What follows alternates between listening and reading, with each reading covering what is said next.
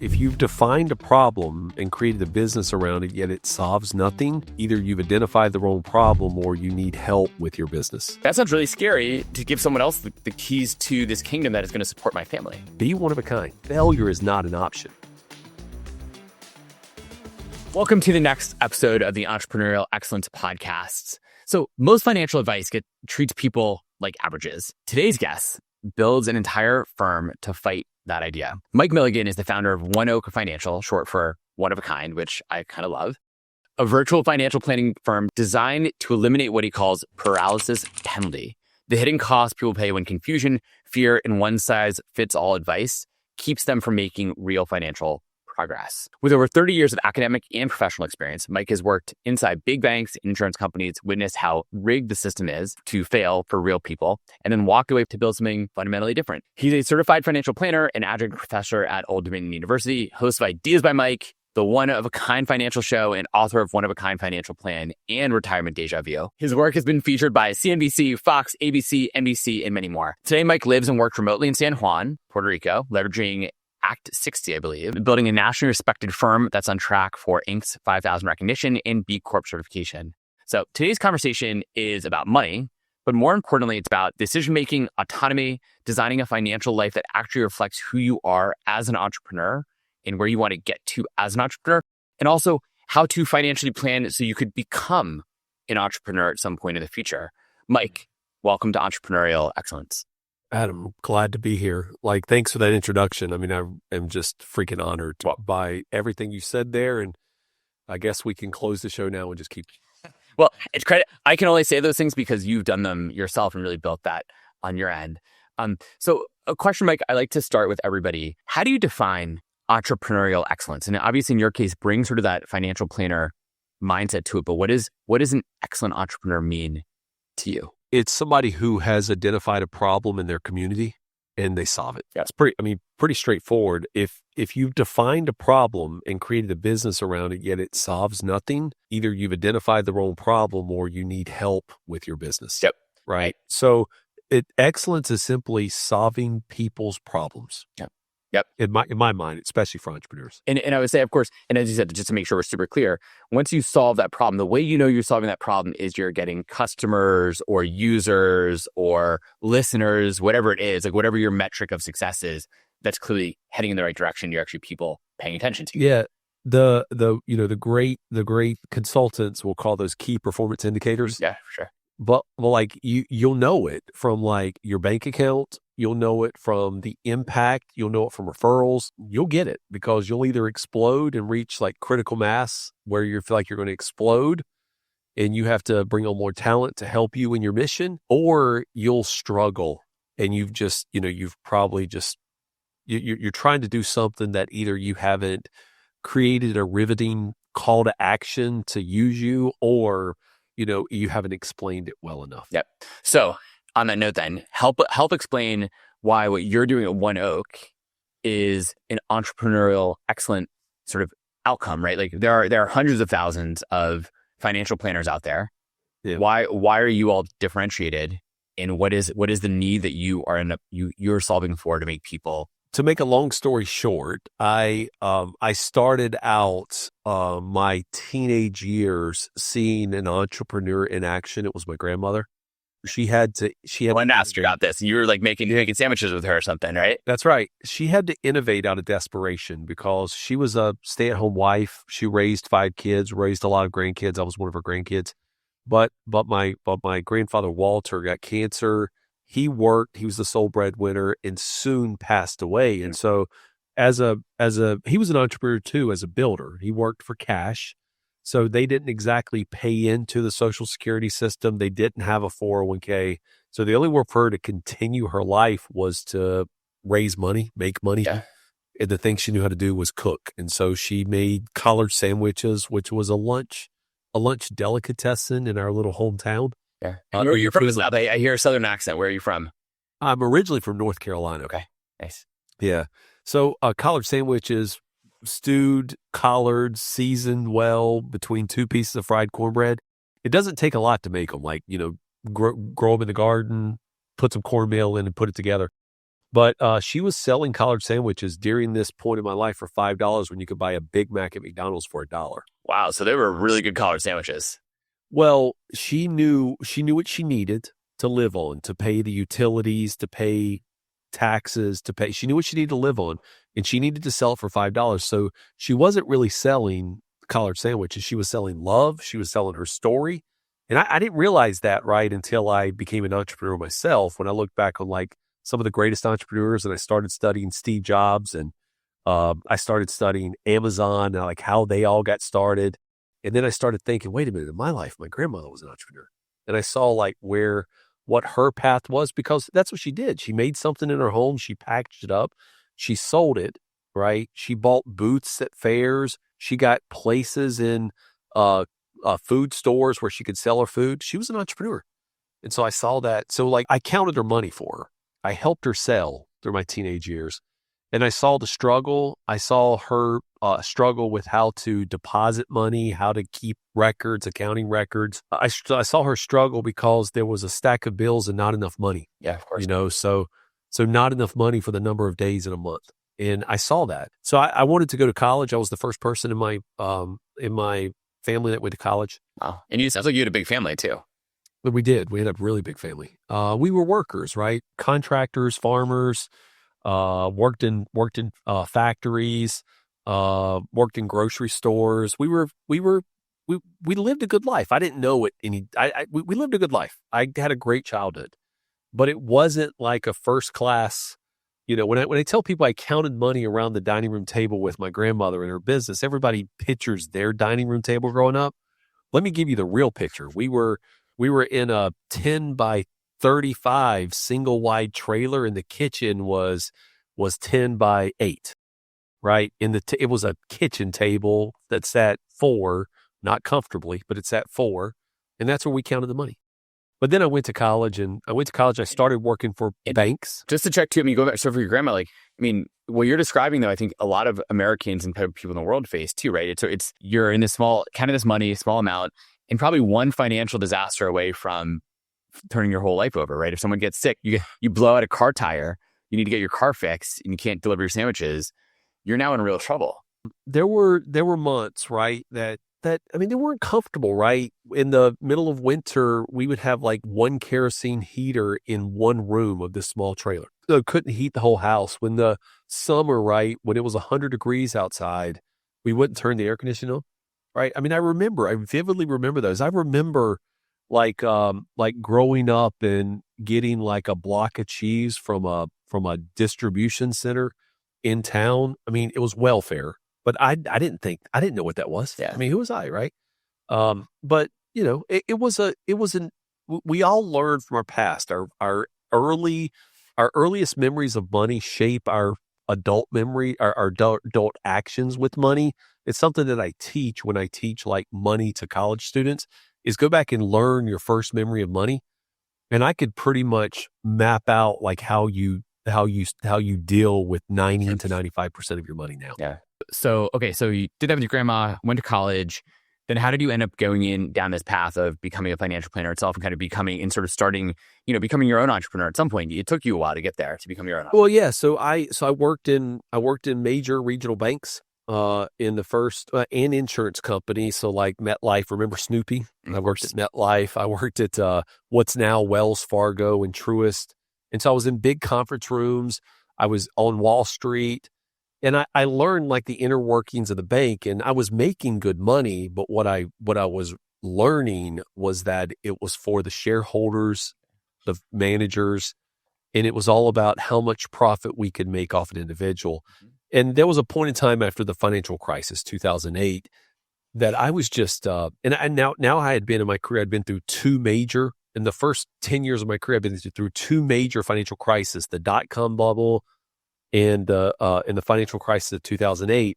And yet we were telling everybody in the same presentation that the stock market generally goes up 10% per year and that you could take 4% of your withdrawals. And I saw the real lives of people, and I realized, you know, Wall Street is in the profit business. They're not in the story business. They're not in like in the business of helping people. So that's when I call it a bold decision now. I didn't know any difference. I didn't know that I could fail. that's the biggest part, is that what separates most entrepreneurs, really successful entrepreneurs, is failure is not an option. And for me, it just wasn't an option. I had to succeed. It was lean in those first years. I learned a lot of lessons about having to be an entrepreneur, working with those same companies, that they had the ability to outspend me at any point. So I couldn't compete the same way they did. But, we made it work. 2012 to now, 14 years later, been a very successful entrepreneur, to the point now where I have to find tax strategies for myself. And so my wife and I live in Puerto Rico. Yeah. So definitely want to talk about that too. One of the takeaways from an entrepreneurial perspective that I love, and I think you sort of said this, is like, look, you realize you might make good money, continue to work for sort of the man in a sense, and like Wall Street, do all that, or go do all that work yourself. It's higher risk, but higher reward. And you're probably, maybe, I don't know, actually, like probably making more than you would have been if you had stayed on Wall Street, but maybe not. 20 times more than I ever made in Wall Street. Yeah. And the interesting part about that is, and over the years, I've learned how to tell a really good story. I've learned how to communicate well, but I've also learned how to listen even better. Yeah. And that's the part that differentiates like One Oak from name whatever Wall Street company you want to name, is like, we listen. We don't have a predetermined outcome for people. You tell us your hopes, your dreams, your fears, why money's important to you, and we're going to listen. And if we can impact it, we will. If we can't, we're going to say no. And that's what makes like an entrepreneurial financial planning firm different than a corporate or a Wall Street firm, is that many of our clients are employees in the federal government and in Wall Street companies, but a lot of our clients are entrepreneurs, self-made people who just like us struggled to pay bills, maybe missed a payroll by a day or two, had to borrow money in a payroll. We understand that. I always tell entrepreneurs, when I'm talking one-on-one to them, if you're not working with a financial professional that signs the front of the check, they sign the back of the check, you're working with somebody who doesn't understand what you're going through. Wait, unpack that for me, because when they sign the front of the check, means like they're actually paying the bills too, is what you're saying. Correct. Okay. That's exactly right. The person who signed, on a paycheck, the person who signs the front controls the money. The person who signs the back has been given the money. Yep. Right. So as an entrepreneur, there's some places you have to go work with people who sign the back of the check. There's no like really big private lenders out there who can help you with like a small business loan or financing or checking account. But from a strategy standpoint, tax planning, building retirement plans, cash flow, growth strategies, you have to work with somebody who experiences the same thing you experience, because they're going to understand you. A person that works 9 to 5 and they have a 401k with a 6% match and their health insurance is covered for them, they don't understand you. Definitely. So why should a entrepreneur, or really anybody, get a financial planner, and when is the right time to even consider a financial planner in the first place? Sooner than you think. Okay. And how do I figure that out? What does sooner even mean? So when you have positive cash flow, or you have problems that you cannot solve, if you're saving money and not investing, if you have a lot of money in a savings account and you're not really investing it, you probably need, and you don't understand what you're doing, you need somebody who could help you. One of the things about an entrepreneur is you take a lot of risk in your business, a lot of risk. And if you're going to go into the stock market or alternative investments or anything to save for your future, you want to counteract the risk, right? So you don't want to be all risk all the time in your business, all risk all the time in your investments, because if COVID happens, if financial crisis happens, if there's an AI bust in the, boom and bust in the future, you don't want to have everything go down at the same time. You want to be able to weather storms. You want to have something to fall back on. And so the time to get, if you don't have anything and you have a family, for instance, that's a great time to talk to a financial planner, because then you talk about like, well, if I pass away, how are my employees and my family taken care of? Well, that's life insurance. If I am successful and have positive cash flow and my tax rate is 27%, how can I get it down to 18%? So I have that 9% cushion to invest back in the business or invest in my future. And so a good financial planner should be able to take where you are and make you better. they shouldn't take where you are and just add on risk or add on complexity. They should really make it simple for you to continue to operate the business with some comfort and now, reduce stress. why shouldn't someone, just to play devil's advocate here a little bit, to your point of like a person who has it all in a savings account, if they're super risk on with their own business, right? They're already taking all that risk. Isn't the safe thing just to say, hey, look, I'm going to keep essentially everything else in cash because I don't know what's going to happen tomorrow? Yeah, cash is, best return, the Warren Buffett of savings account rates in America right now. Warren Buffett, greatest investor in the world. If you're a Warren Buffett of saving, you're getting 3.5%. I totally agree. Yep. Right. And I mean, and most people aren't. Like the national average savings rate in America is like just a little bit over 0.5%. Yeah. And it's awful, right? And if you're getting 0.5%, you're not even keeping pace with inflation. Correct. So like an advisor can help you if you want to keep cash or cash-like instruments, you could still get 6 or 6.5%. You just got to know where to get them. And those type of instruments are not available at 135 Main Street, whatever town, America. Yep, totally. You have to have somebody who understands you and what you're doing. So okay, so people should get that advisor sooner rather than later. How do they choose the advisor? That's a great question. Like you mentioned earlier that I wrote a book called The One of a Kind Financial Plan. I'm actually in the process, and I've wrote another book called Retire Deja Vu. I'm actually updating the One of a Kind Financial Plan right now to write a book called The One of a Kind Financial Plan for Entrepreneurs, because the book has had such an impact on people, like the responses we've gotten back. It's been an Amazon best-selling book. We're very proud of it.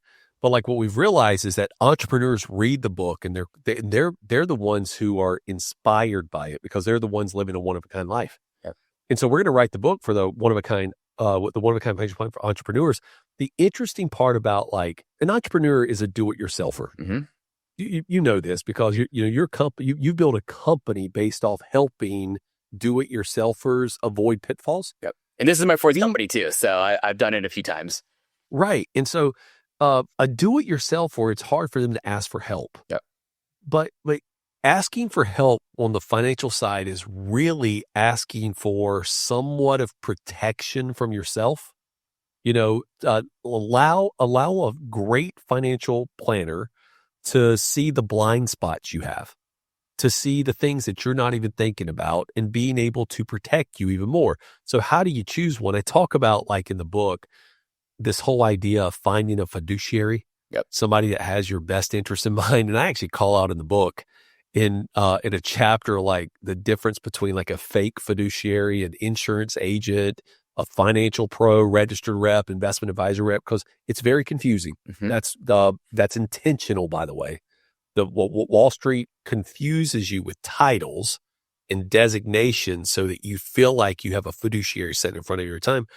Like if you want somebody, and you could ask somebody, are you a fiduciary? And they could be like, yes, I'm a fiduciary. That could be by designation, but everything they do says that they're suitability or commission or whatever based. You have to find somebody that, first of all, you feel a relationship with, a trust relationship.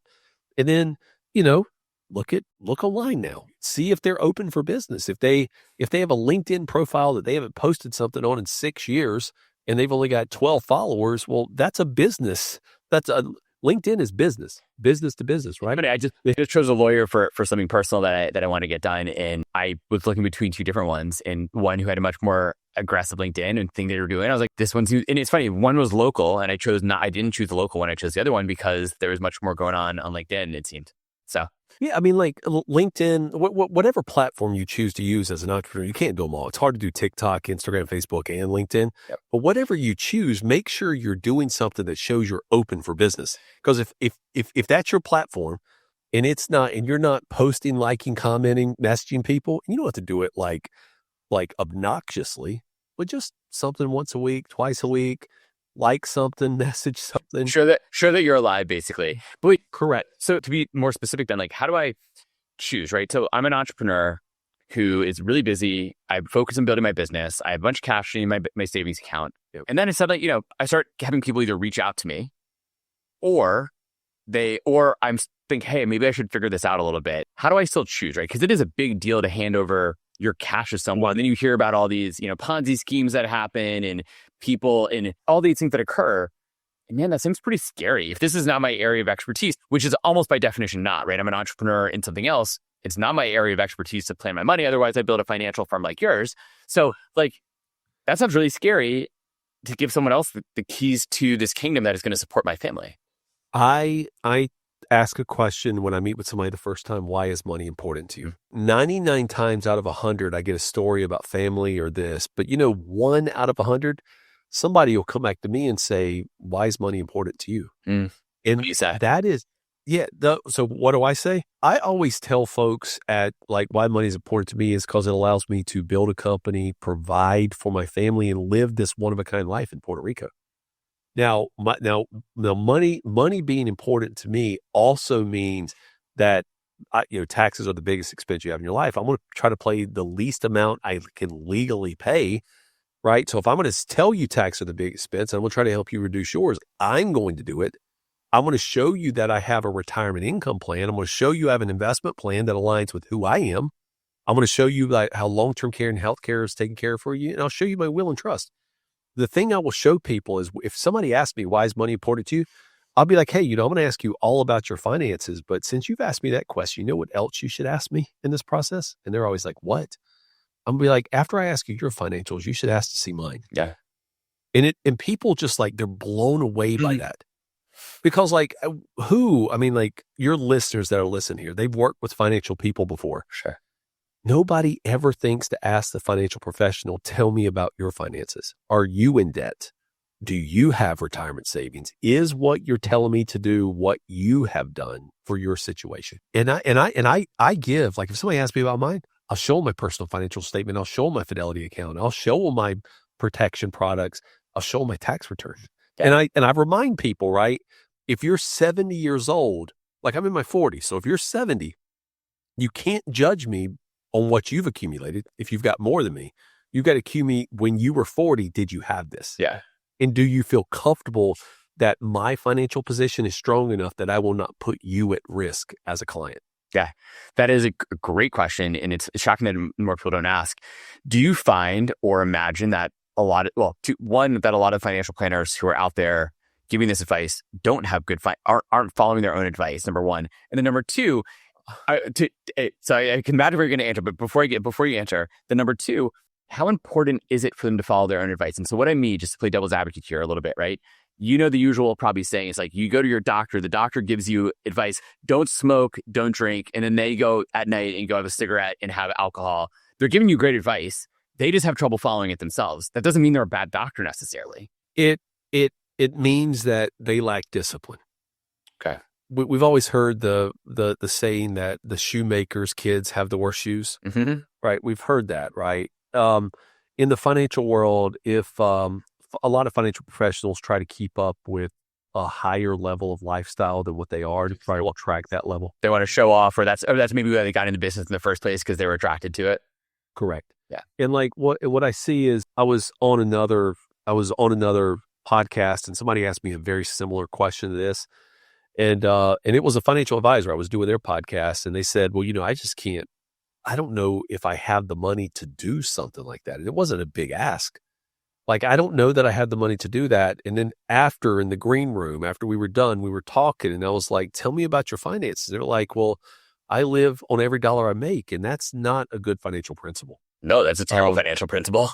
It's bad. So a lot of folks with their financial advisors, they just don't know where they are. And somebody who's struggling financially will make a bad decision. Mm-hmm. We all do. We'll either say putting something on this credit card will get me through to the next time. And a financial advisor, somebody who's giving advice, somebody's in a bad financial situation. You got to wonder, did they give me that advice because they needed the money that solution made? And when you work with somebody who you realize whether or not you say yes or no, they're going to be fine. Yep. It puts a lot of eases a lot of tension in a financial relationship. That, let's be honest, it exists. Tension between the financial advisor and financial client sometimes exists because you don't know how they actually get paid. Yeah, no, it's a great look. I think in many cases, actually, it's good. How do financial advisors get paid? What are the things I should be thinking about to figure out how they get paid, how their payment is aligned with me in my outcomes? It can, a financial advisory firm can only get paid one of three ways: a fee, a commission, or something directly from you, consideration, right? So a fee can come from, like, if they manage investments and there's a 1% fee on your account, that fee inside of your account pays their compensation, right? They get some part of that 1% fee. Essentially, and they get essentially a percentage of total assets under management, AUM or something. Correct. AUM. That's right. So the other is a commission. Commission could be, and by the way, commissions are everywhere and you don't even know they exist sometimes. If you have a homeowner's policy, if you have a health insurance policy, if you have a life insurance policy, a disability income, long-term care policy, annuity, all of these things pay commissions. And they're not bad. Like if you want to buy a house, you've got to have homeowners. If you live near the water, you got to have flood insurance. If you own a car in most states, you got to have auto insurance. They pay a commission. And you can't shop. The National Association of Insurance Commissioners doesn't allow like an agent, like a commissionable person, to negotiate commissions. That's not a thing. The commission is there whether or not you buy it or not. So commissions aren't bad. They're not bad if you understand what they are. Yeah. Right. And so commission's another way, and then a fee. So flat fee. 20 years ago, of those three, commission, assets under management, commission, flat fee, the propensity of advisor compensation was commission with growing assets under management and very little flat fee. 25 years later, the flat fee is growing because people has realized that like a flat fee number puts you and the advisor on the same side of the equation. And it's growing in this industry. If you pay a flat fee, there's some people charging flat fees who don't have a clear worldview of the finances. They're very narrowly focused on just that fee, and they stay very narrow, and they'll say, this is bad, this is bad, this is bad. If a financial advisor says something is bad, like a broad stroke, right? Something is bad, that's a sign you probably should not work with that person. Because everything from CDs to Bitcoin, right? They've made people money before. Everything is. It just means that, and if they say Bitcoin is bad, tell that to the millions of people who've made millions of dollars over the years. It's not bad. You just don't understand it. And you could say, what you're asking about, I don't understand, but I'll research it for you or find somebody who can help you with that. Right. That's what a good advisor is going to say. It's like, I'll figure this out. I'll get you an answer. I'm going to look into this.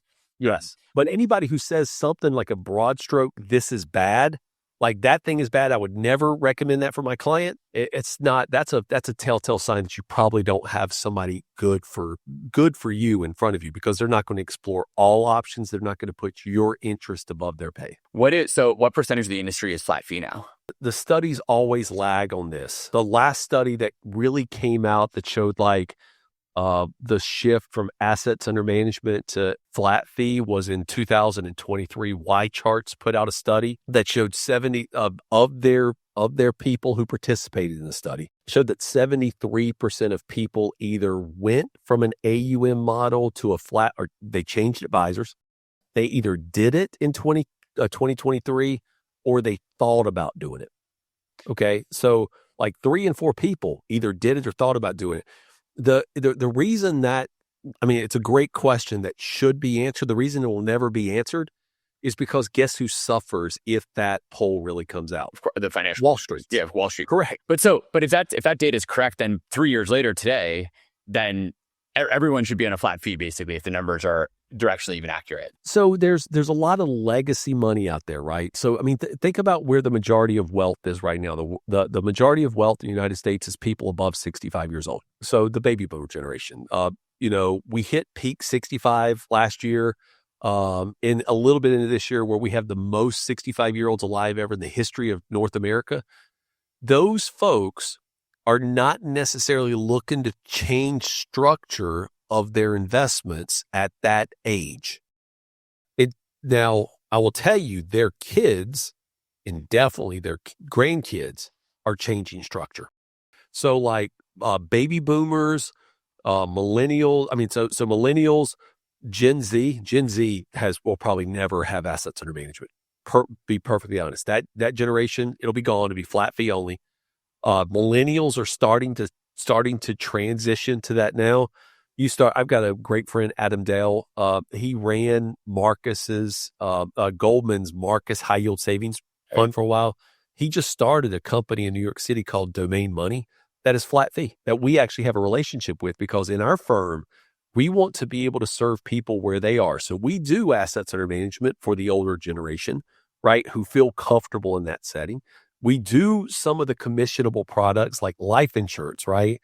Life insurance is a need that most people have, that they don't have. And when, I mean, you've seen it too, Adam. You've been on Facebook and somebody your age passes away and all of a sudden a GoFundMe pops up. GoFundMe is not insurance. I mean, somebody your age, my age, could have bought a couple $1 million term policy for 15 years for $20. Yeah. Right. The cup of a coffee, right? That's taking care of people. Who cares if the insurance agent gets $6 in commission? Who cares? Yeah. You took care of your family. Yep. And then so this flat fee side is so we do it all. Assets under management, we do some commissionable work, and we do flat fee. And we really meet, one of a kind financial is about the client meeting you where you are.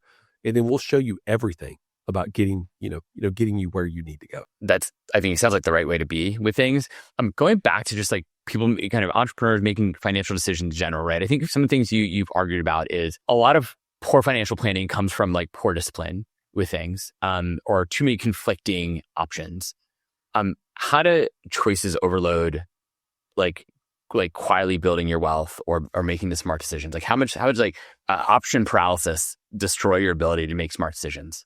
I mean, I love the term option paralysis, right? I love another term called paralysis penalty also. That is more about like, and you earned that term for paralysis penalty, right? Yeah, it's all these. It's in my book Retirement Deja Vu, which is coming out probably by the time this podcast comes out. But it is paralysis penalty is seeing something will work for you and benefit you, but having some inability to act on it. Mm-hmm. And so the penalty of not doing something is being paralyzed by not full understanding. And most of that comes from financial literacy, or being burned by somebody in the past from a financial decision, or knowing somebody that was burned. Well, it sounds like it's fear to some extent based. And this obviously, it sounds like it can apply to anything, right? I mean, this isn't just financials, it's anything. So like my brother, when he was 41, died in a car accident. Sorry. So it was a tragic day. I remember I was sitting on the beach with my wife. We get a call from my mom midday, and my stepfather's on the other end, and he's like, "Listen, your brother just passed away in a car accident."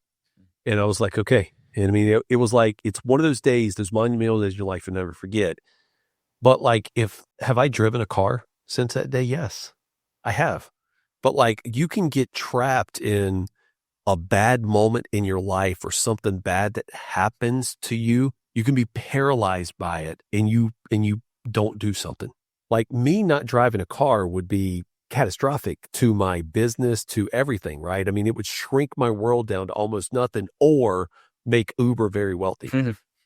So there's all these traumas or things that happen in our life, whether they're financial, emotional, physical, whatever. And you have to deal with them. Like grief counseling, being with my therapist got me through a lot of that, but you can't be paralyzed by it. And that's what one of the things one of the themes of One Oak Financial is we live a unique life, and this unique life has hurts, has heartaches, but it has ups and downs.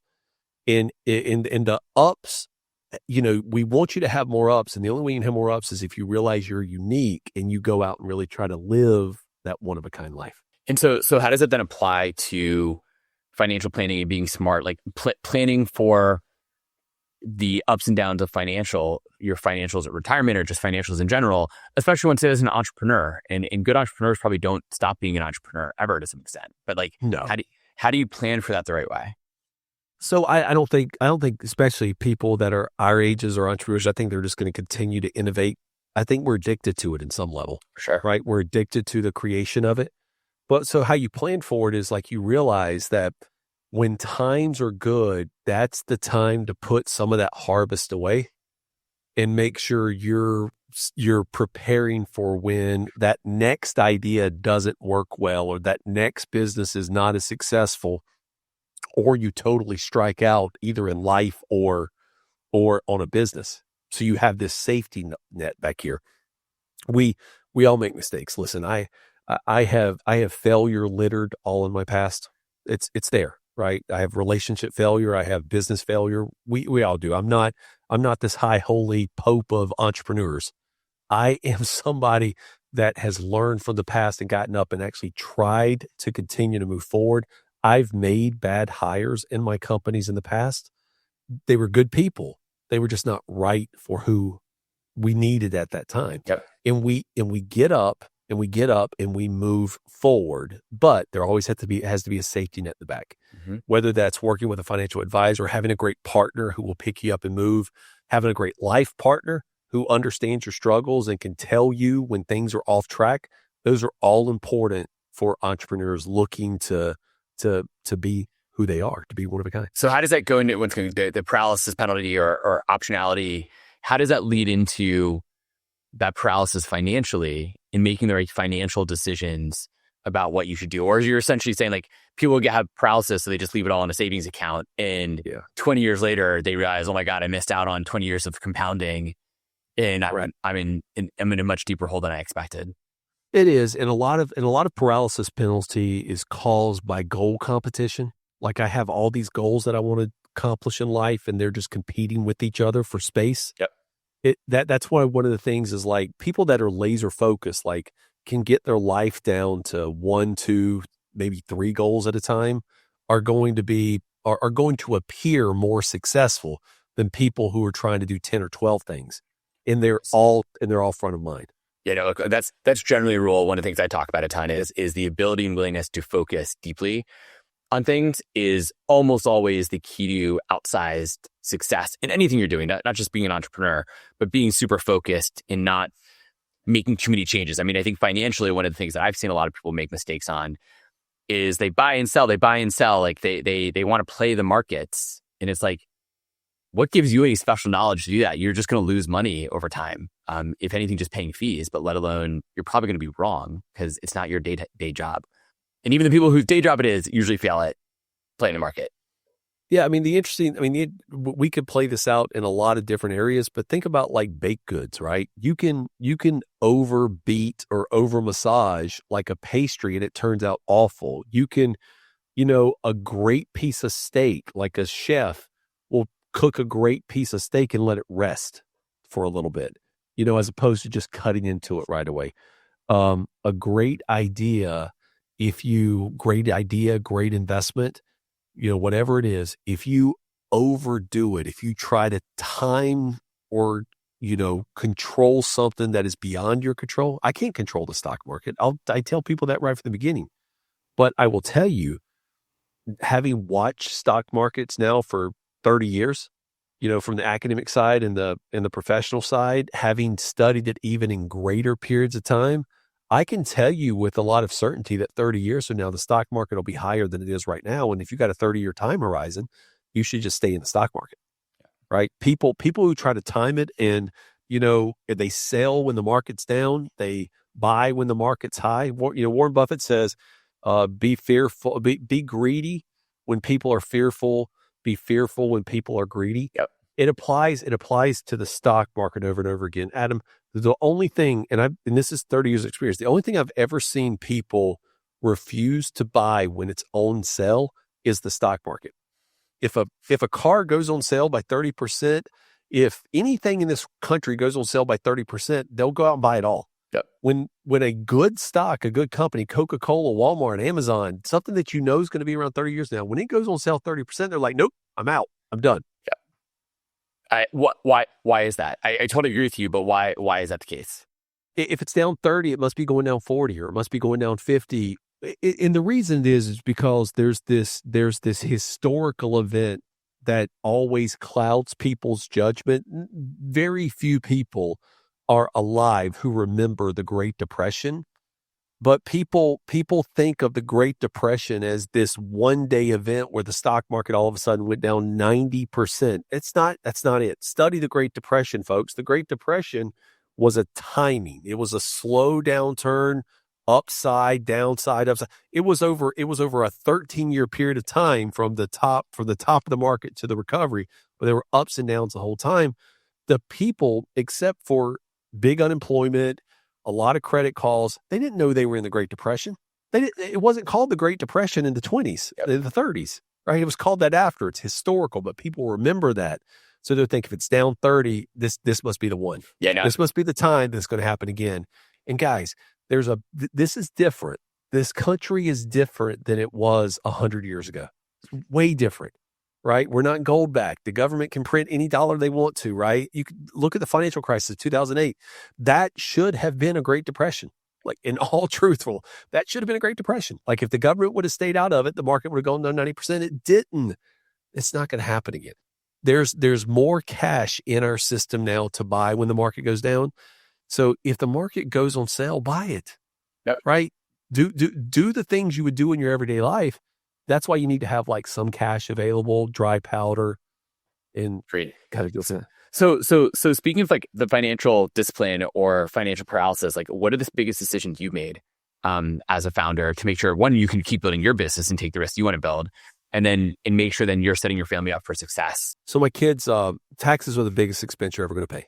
Yep. In your life. My kids have all moved out of the house. The youngest one has 3 semesters of college left, and my wife and I have always wanted to live overseas. We thought we were going to move to Chile. We thought we were going to move to Peru. We explored Santiago and Lima really hard.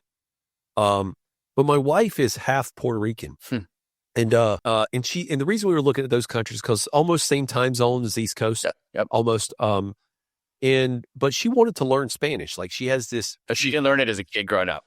No, her generation, like her mom's generation that came off the island, when they married mainland Americans, they were trying to keep the Puerto Rican culture out of the United States. And so they didn't teach them Spanish. They spoke it at family events, but they didn't teach it to the kids. And so my wife has always felt this like half of her life has been missed. Like, she's not, although she's half Puerto Rican, she's not Puerto Rican. And the people on the island will say that she's not Puerto Rican, right? Because she didn't live there. She didn't grow up there. She doesn't speak Spanish. Well, she a couple years ago, when we started pursuing this overseas, when our last child was in high school, we started looking at like all these countries because they were safe and all this. But then we went a couple years ago, we just went down to Puerto Rico on vacation, and we're like, okay, we like this. And so then she started learning more Spanish. Español es muy difícil. Mm-hmm. Muy difícil for me, not for her. She's learned it. So then about a year and a half ago, we went down there and we met some folks to see if we could interact community with them, and we could. And so then 2025, we went full on board with Act 60, which has been, if you think about it like this, there's a bank and a credit union almost do the same thing, mm-hmm. right? They lend money, they take deposits, but one pays taxes and the other one doesn't pay tax. Me being in Puerto Rico as Act 60, I do pay some tax down there, but I don't pay the taxes that I paid in the United States. Can you define Act 60 for people? Yeah, Act 60 is specific to Puerto Rico. It is a declaration that you apply for that allows you to, if you spend more time on the island than you spend anywhere else, if you have a closer connection to the island, meaning if you're a churchgoer, you worship there. If you go to the gym, you go to the gym there.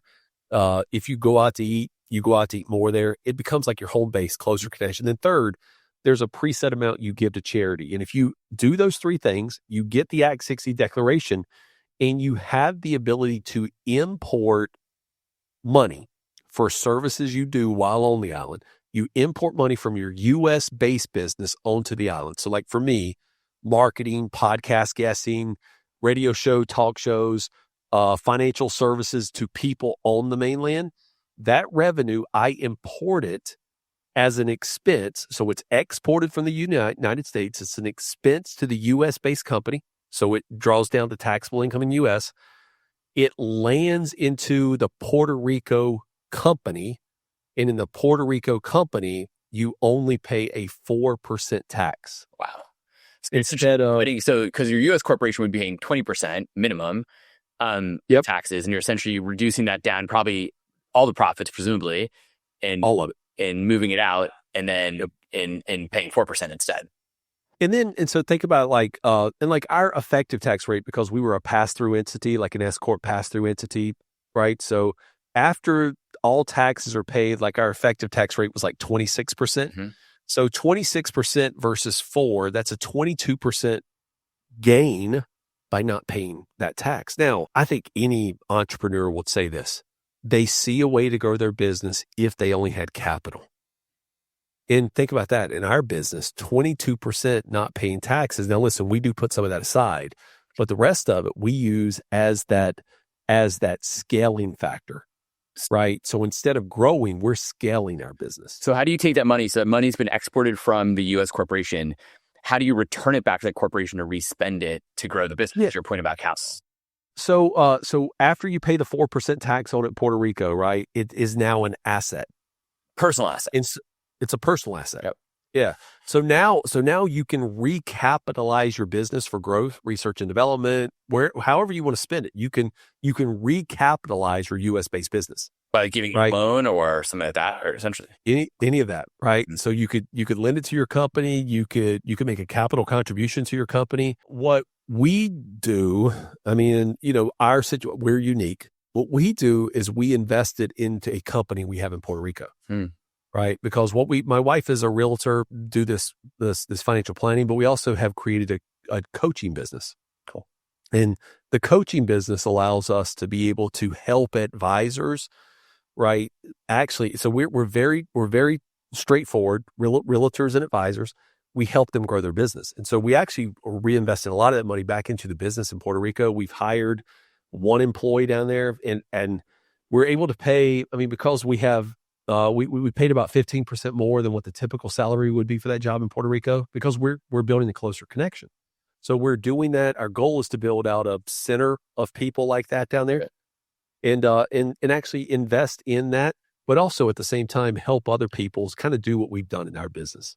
So a question going back to the taxes part, right? And this has sort of been a debate. I'm in San Francisco. Obviously, we pay a lot in taxes in California. And there's been a lot of debate recently with people moving out of California because of tax rates and things like that. And I'm kind of curious, though, how people should think through it, just like overall financial planning or life planning in some ways, right? Which to me is sort of similar to financial planning, where it's like, okay, like, yeah, it's expensive to be in California, but there's a lot of benefits to it too. Like you can move to Puerto Rico, but what if you don't like it? Love it. So you're saving all this money, but so what, you are unhappy. Like, is that a good trade-off? Oh, so like we've been there a couple of years now, and we can tell the people that are there for taxes, and we can tell the people that are there to live. It's easy. It's easy to see the unhappiness between them. If you're doing it for tax purposes only, you don't want to be trapped on this 40 by 120 mile island for half the year. That's a miserable life. That's actually not living a one-of-a-kind life.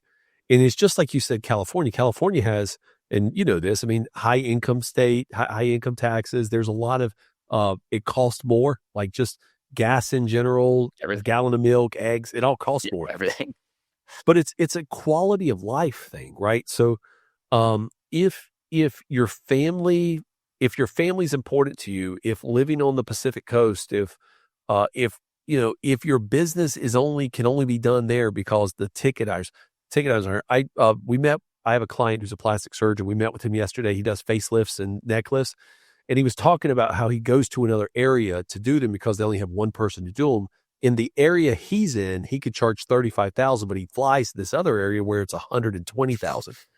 So for a plastic surgeon in California, being able to do something for $220,000 versus going to Puerto Rico where it's 30, who cares about the taxes? Yeah. Right? Because half of 220 is 110, or you can go to Puerto Rico and pay more. Right, you're still making way more. Yeah. So for some people, it makes sense to do that. For us, it makes sense because it's a cultural fit also. It's a community fit. It's a cultural fit. We have found our community of entrepreneurs who are wild and crazy and want to live life like we do.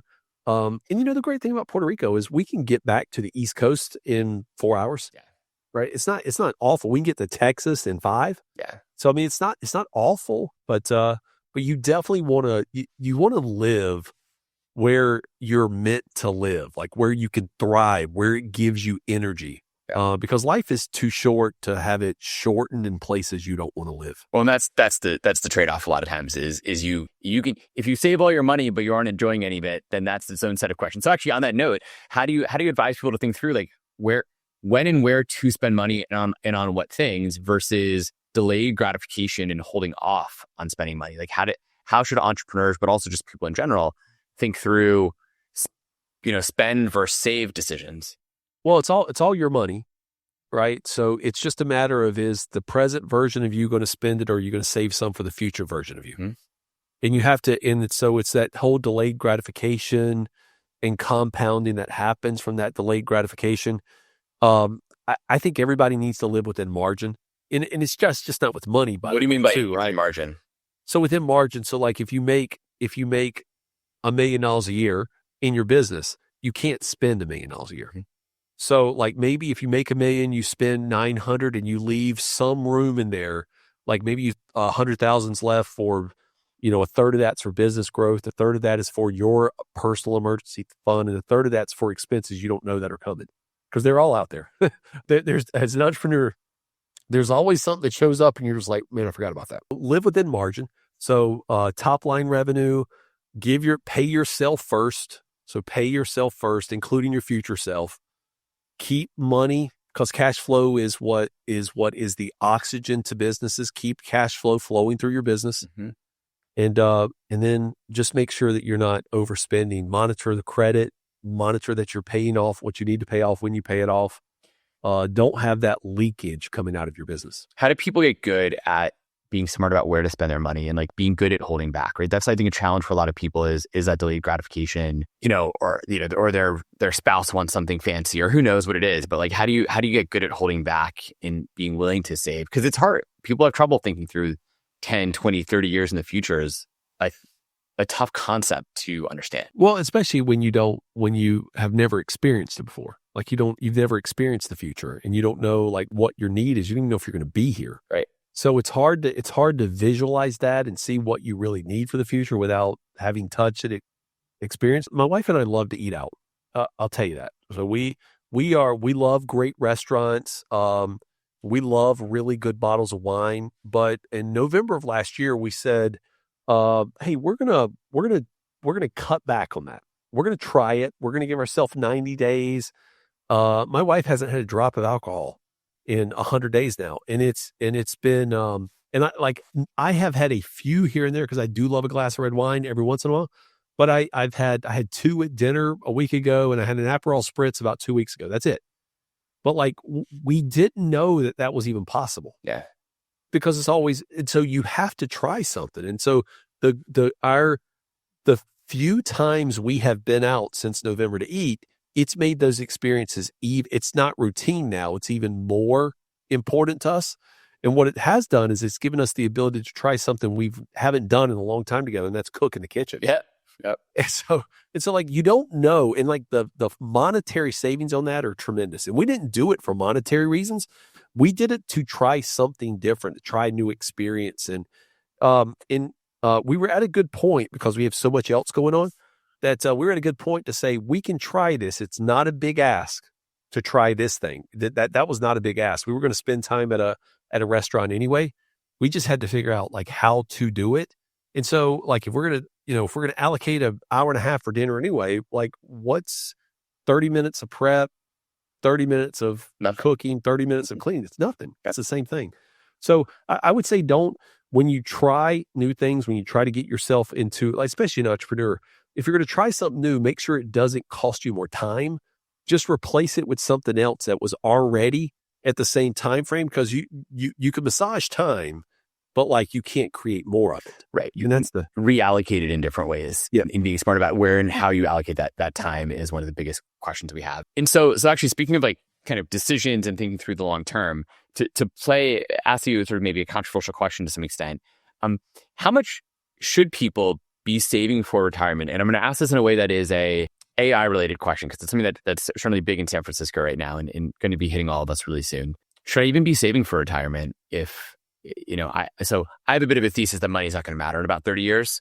So like, should I be saving for retirement, or should I just be going ham wild and just spending everything here and there? Forget all the discipline that I've had for my personally for my life, and just go ham wild. Go drink all the best bottles of wine because it doesn't even matter. I had this futurist on my podcast recently. He has this book called like The Age of, I forget exactly what he called it, but he basically said, he didn't say we're living in the last days. He said we're living in the last modern days. Like what we think of as reality is changing quicker than we can even imagine. I totally agree with that thesis. Yeah, you would. I'll make sure to connect you guys because you guys would have a great conversation about this. And he is so wise. Axel was absolutely amazing. He made me think about this probably deeper than I would have thought about it. But there's this whole idea of like money is more valuable today than it is in the future. Mm-hmm. So $1 today is significantly more valuable than it is in the future. The other thing you could think about is an empire, a civilization, a country's dominance lasts somewhere between 200 and 500 years. And where are we in America right now? 250. So you've got the political side of it. Debt in the United States is crippling. Just, I mean, it's almost guaranteed the government's going to find ways to inflate away the value of the dollar. Oh my gosh. So, I mean, do we have like 3 more hours on this podcast? Because inflation is a tax. Oh yeah.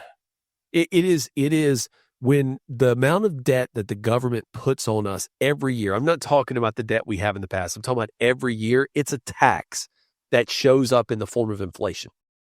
And so like we have these federal tax, we have state tax, we have sales tax, and then we have the inflation tax. And that is like, it costs more because the government spent. That's what inflation is.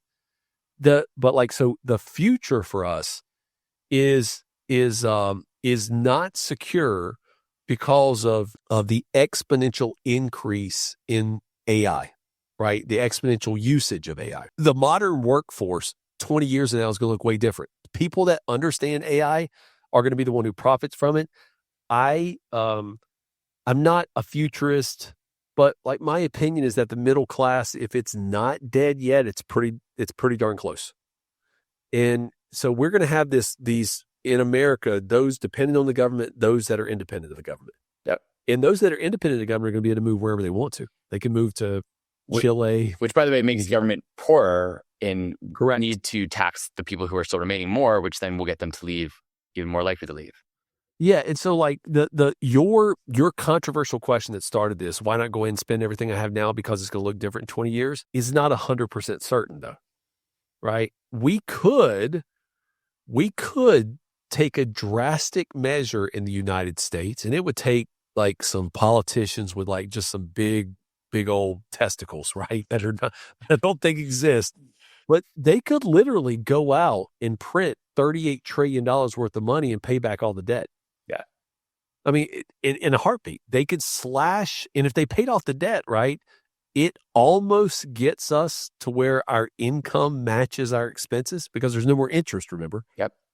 And then if they really want to go wild and crazy, they could slash the 2 largest government programs out there, Medicare and Social Security, for everybody under the age of 50. Yep. And in a couple of years, that goes away. We're not going to do that. Correct. Like our politicians are not going to do that. They have for so long been able to personally profit and they'll just kick the can down the road. I mean, like, and that's human nature. I get why they do it.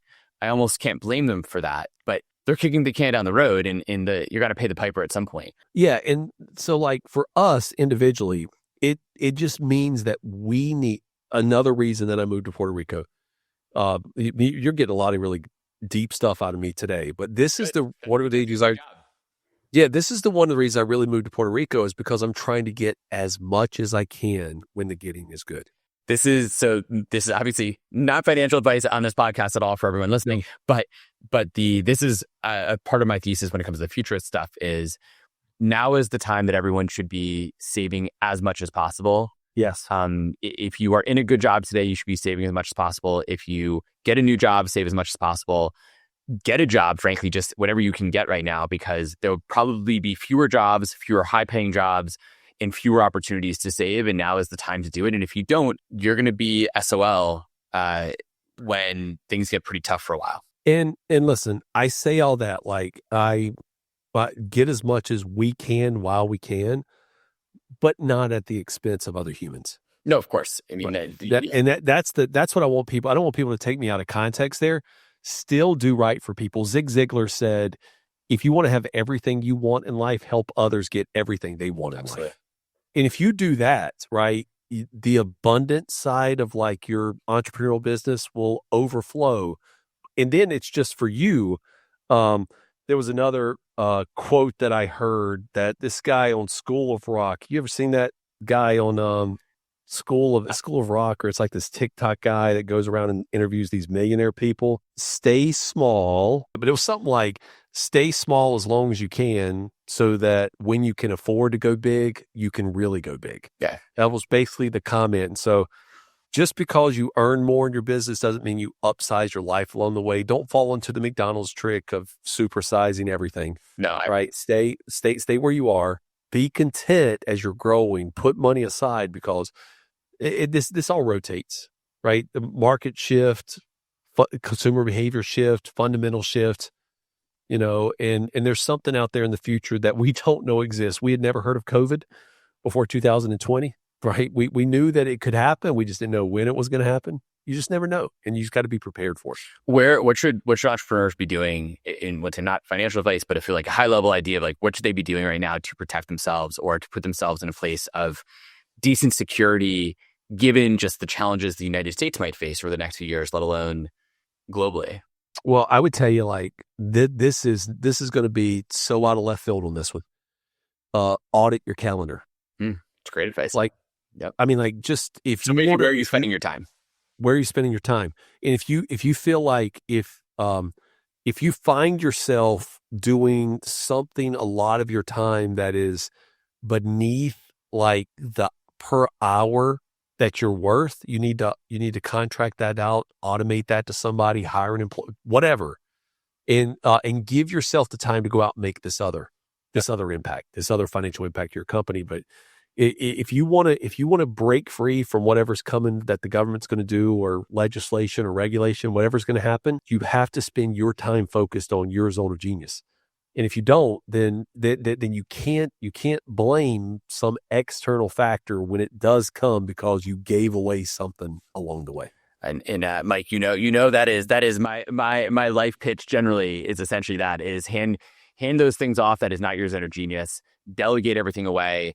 Stop wasting time. Like almost forget the money that you have. That's almost irrelevant. Like I think the wealthiest people in the world are the ones who have the most time, or the power to choose where to spend their time. And if you are letting yourself spend that time on low value activities, right? That could be in business world. That could be things like doing your back office operations, which obviously you should delegate to my company chore. But it could be other things in life. If you're spending your time on TikTok, maybe you're enjoying that, but is that really making you better and happier long term? And it's these those are the life decisions you should choose. And the wealthiest of us are the ones who have the agency to make the right choice about where to spend that time. I could not have said that better myself. So thank you. So a few other last questions. I want to make sure we're cognizant of time, but like, should founders be thinking differently about retirement than W-2 employees? And if yes, how so? If you have value in your business, like you've created a value beyond you as the business, yeah, you should think differently. So like if your business can run independent of you and can earn revenue that's attractive to somebody else to buy, retirement is different because you build up a value that you could sell, goodwill, assets, a system, a structure, you could sell it. That's going to be a significant part of your overall wealth. If your business is totally dependent, if the value of your business is totally dependent on you operating that business, you have to export retirement into 401ks or other strategies, right? Mm-hmm. Real estate or something else. And so that's how thinking about retirement, I think we're going back. You got to remember up until like the Great Depression, really into the 30s and 40s, retirement was not a thing. Yep. You worked and you died. That's what happened to people. You worked and you died. I think the entrepreneurs, the age of entrepreneurship that we're in, I think we're going back to you work till you die. Yeah. I think that's where we're heading. And but in a positive way or a negative way. I feel like back in the 30s, 40s, it was in a negative way because people didn't live a long time and you kind of worked until you died because you died kind of traded time. relatively. Yeah. Traded time. I had on the radio show that I do, we had a segment this last week that talked about the minimum wage. Yeah. I never realized this, but the minimum wage didn't come out until 1915. Mm. And so people before that, you just worked for whatever you could. Yeah. In 1915, that's when Massachusetts instituted the first minimum wage. So if you think about it, it's only been around for 110 years or so. So what is going to change in the next 30, 40, 50 years that we're not even thinking about? And so for an entrepreneur, retirement, if you can, it's always been earn money off of assets, like buy real estate, let somebody else pay the mortgage. So one day you'd have a cash flow. Yep. So that's a common cash flow theme. Another thing of entrepreneurs is if you can create revenue above somebody else's salary, right? The spread on them, then okay, that's the employee's an asset. And if you can continue to do that in retirement, right? Because there's some people who just are never going to take the chance to be an entrepreneur. They want the paycheck every month. Yep. And so if you can do that in your business, you have an asset that can live to the end to. But the other key thing is you just never know when taxes when things that you have no impact on, tax changes, structural changes, like S corps were not a thing 50 years ago. Yep. Right? LLCs, right? Go back and look. They weren't, what is coming that you're going to be able to benefit from? And are you in a space that when it does happen, you can benefit from it fast? Yep. Right? Don't be a late adapter, right? Innovators sometimes get squished. Soldiers who go out battle first, the front line is the one that gets abolished. Yeah. The middle one is the one who has the most impact on the other side. And the back one cleans up everything. They're ones that survive. Don't be the last adopter though, right? When you hear something good that's in your industry, your entrepreneurial thing, take advantage of it, right?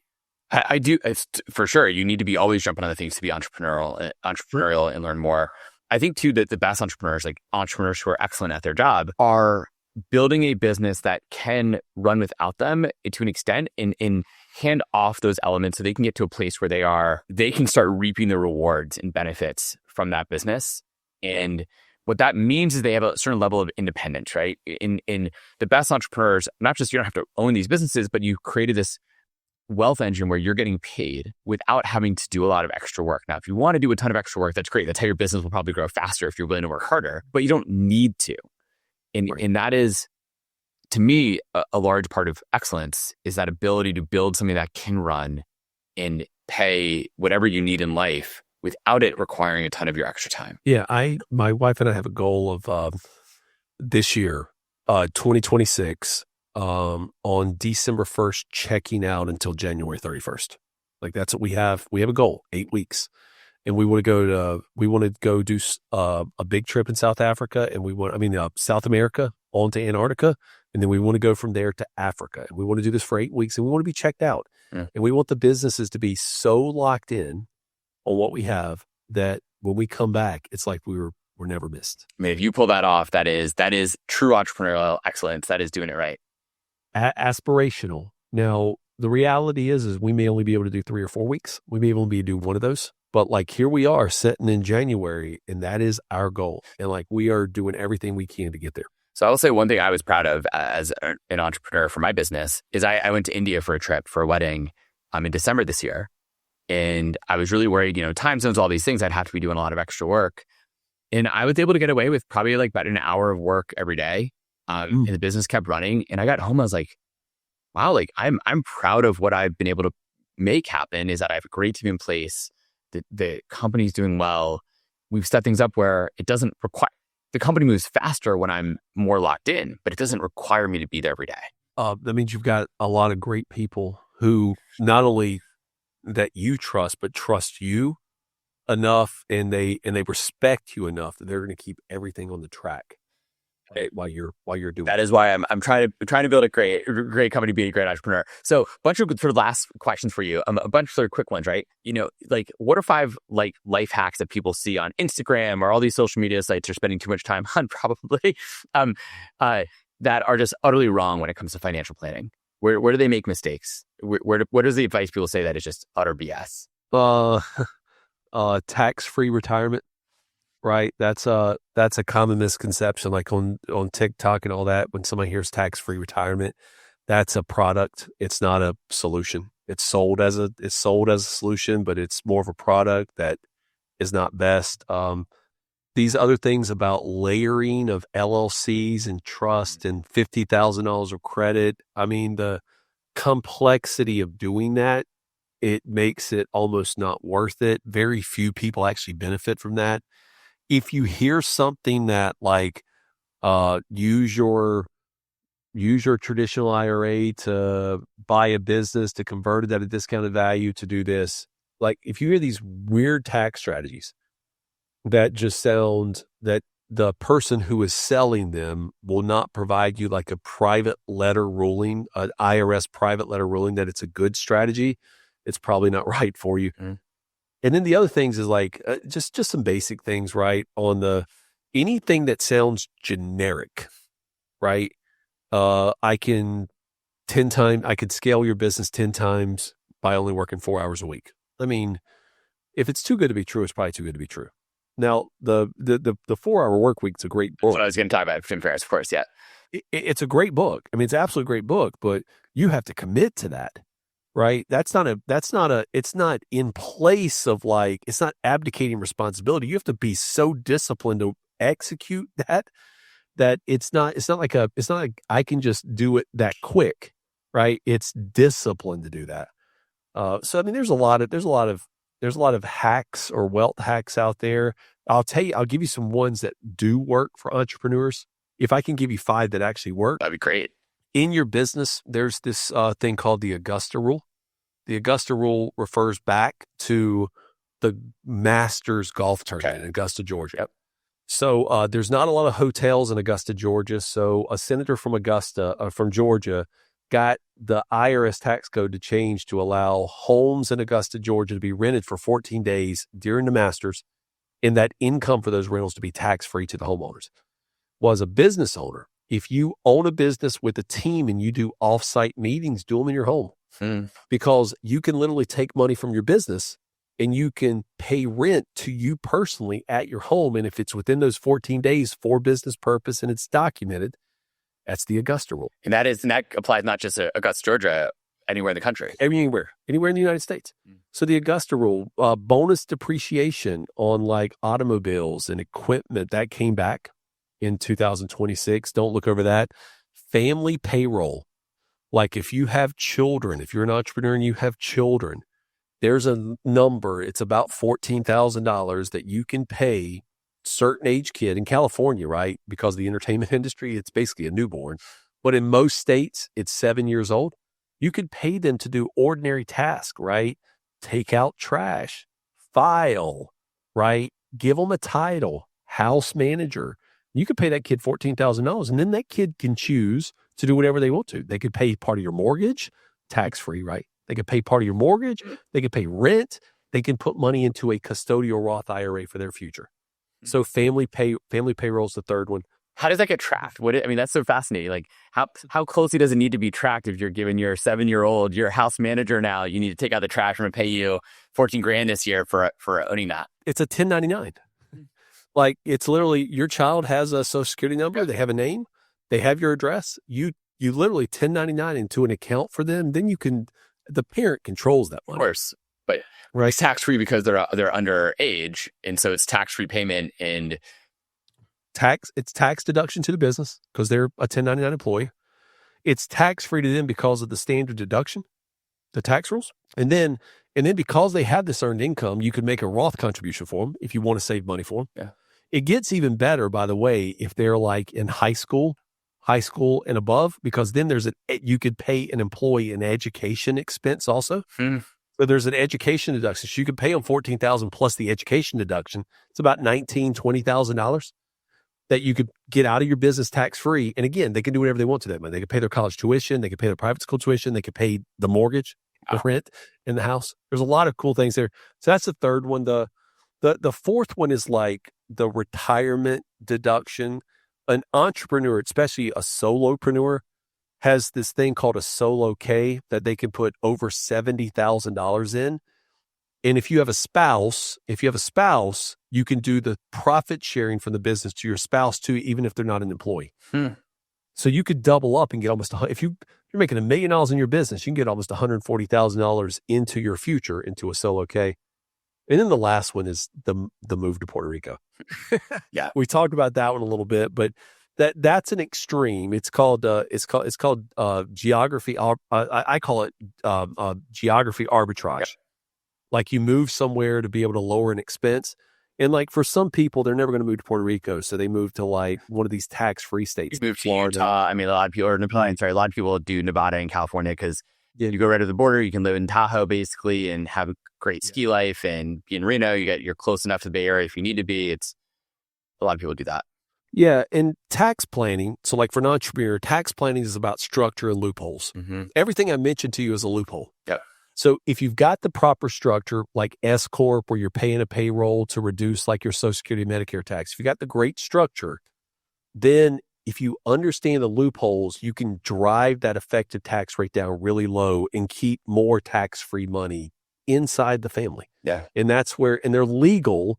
Most people just don't know what they are. Yeah, no, it's shocking me. I mean, I'm really bothered by people who don't pay their taxes legally, but I'm all in favor of people who do everything they can to minimize their taxes legally and use those strategies. And if you're not, it's almost malpractice to your family if you're not trying to do the legal tax strategies.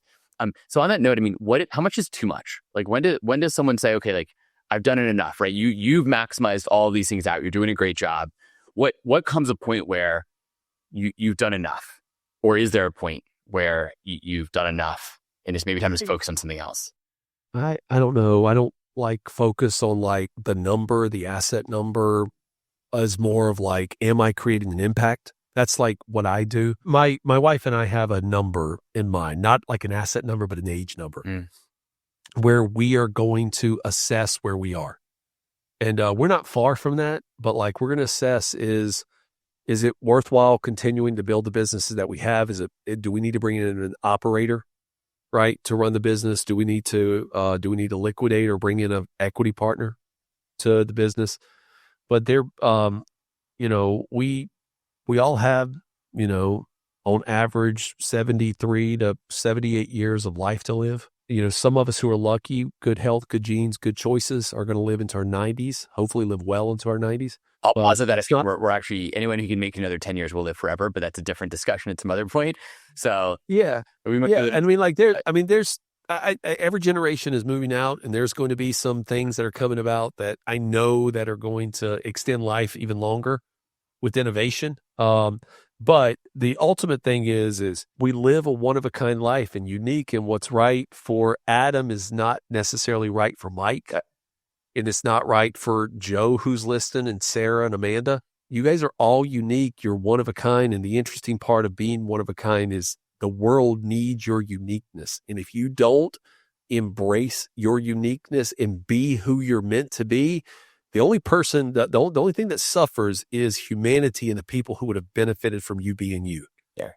Be one of a kind. And if that means retiring at 42, you do it. If it means working until you're 97, do it. Yep. Be you. On that note, how do you define legacy, right? How should entrepreneurs think about wealth beyond themselves or legacy in general? How do you think about that? Macklemore, the great philosopher Macklemore, said it's the day we die versus the name our name is spoken last. There's a spiritual element to it, not necessarily religious, but there's some spiritual element to all of like the legacy piece. The thing that I hope that happens when I pass away is I hope my family's around me. I hope that I have no regrets. And then I hope people continue to remember the things that I did along the way. Right. And if they continue to pass those along, legacy is like when I'm not here, like you asked me how I think about legacy. I don't think about legacy except for I'm going to treat people extremely well. And I hope that they remember that. But the reality is even if I put my name on a building or a park or something of great significance, it's gone in 100 years. Yep. Right. I mean, it's gone. And so, and I'm not going to be here to know that. And so legacy, I think we all live it right now. You create your legacy now by what you do, and then just hope you do enough good things that people think fondly of you. I totally agree. So on that note, maybe the closing question I ask everybody is if there's a single piece of advice that you could break down and give for entrepreneurs to be truly excellent. Like, what is it? Break it all down, all the things you've learned in your life, all this stuff, break it down into one little thing. What is your piece of advice for entrepreneurial excellence? To be truly entrepreneurial excellent, you just have to be able to put your head down at night and realize you gave it all. Yep. I can look at other people's small business and their entrepreneurial ventures and be like, wow, I'm really impressed by that. And there's others that I can look at and be like, man, what a wasted opportunity. But it's really about you. It's how you feel, how your spouse or significant other, your family, did you give it all? Did you,